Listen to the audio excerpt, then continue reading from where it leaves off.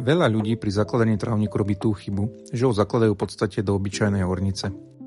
Čo prvý rok, dva po výsadbe tak nevyzerá, sa náhle zmení na nočnú moru. Pôvodný profil sa utuží, trávnik zle príjma živiny a kyslík do koreňov.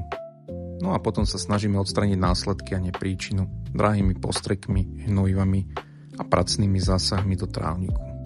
Ja by som vám rád ukázal, ako sa to má robiť poriadne a hneď od začiatku. To je aj dôvod, prečo odkopávam túto nekvalitnú ornicu a neskôr budem navážať kremičitý piesok s kvalitnou ornicou v pomere 70:30. Rád by som vám aj vysvetlil ostatné detaily popri obrubníkoch, ako sa majú spraviť dobre, aby neskôr nespôsobovali väčšie problémy. Taktiež mám pripravené rôzne prímesy do pôvodného profilu, pôvodné vylepšovače, baktérie a podobne. No a teraz s tým detailom. Tu nám môžete napríklad vidieť betónový obrubník, trávnik by som chcel až k nemu. A v lete to teda trpí tým aj u nás na severe, že vlastne tento betón, hlavne ten suchý betón na spodku ťaha vlhkosť z trávnika, takže by tu na hneď vznikali suché fľaky.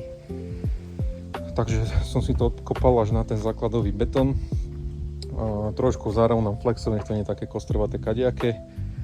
Do tejto hrany asi centimeter nižšie, ak je tá hrana, lebo tak príde ten trávnik, tak to natrem hydroizoláciou, tekutou lepenkou alebo niečím podobným.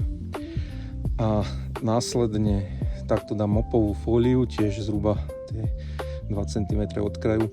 Tá mopovka sa tam dáva nie kvôli ťahaniu vlhkosti, to rieši tá hydroizolácia primárne, ale hlavne kvôli tomu, že keď sem opre slniečko, rozžeraví sa ten obrubník, aj tá dlažba, tak aby to nepalilo tú trávu pokiaľ možno. Samozrejme 100% tomu nezabránime, ale keď tam cez deň trošku vody frknem, tak to bude v pohode. Tá nopovka sa dá vlastne štupľami tu, aby tu vznikla taká prevetrávaná medzera. Ten centimetrik, čo akože naozaj výrazne pomôže tomu pôvodnému profilu, aby sa v týchto miestach nezohrieval. Takže celé to takto som si obkopal. Tuto ešte nemám dokončené, samozrejme by som si fulíkom sa mohol voziť materiál na založenie trávnika. Tu takto pekne obsekáme, spravím to, čo som povedal. To isté ma čaká aj tu na tomto obrubníku okolo bazéna.